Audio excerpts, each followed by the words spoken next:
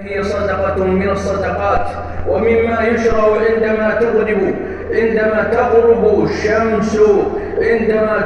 شمس آخر يوم من رمضان التكبير المطلق، كما قال جل وعلا: ولتكملوا العدة ولتكبروا الله على ما هداكم ولعلكم تشكرون. ويستمر التكبير إلى فراغ الإمام من خطبة العيد، فأطلبوا الله جل وعلا يعظم لكم الأجر والمثوبة.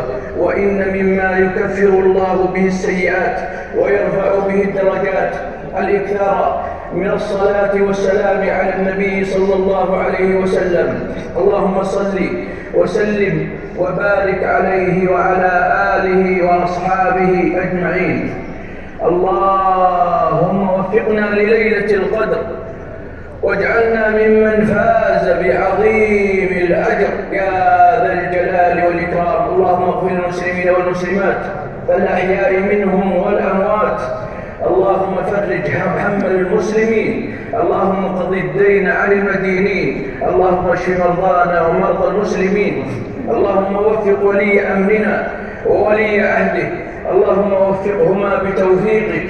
اللهم سددهما إلى كل خير يا ذا الجلال والإكرام.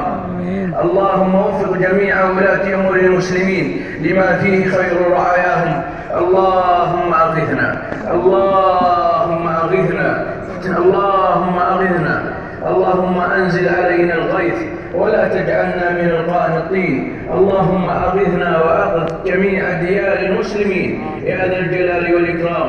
اللهم تقبل منا إنك أنت السميع العليم. وآخر دعوانا أن الحمد لله رب العالمين.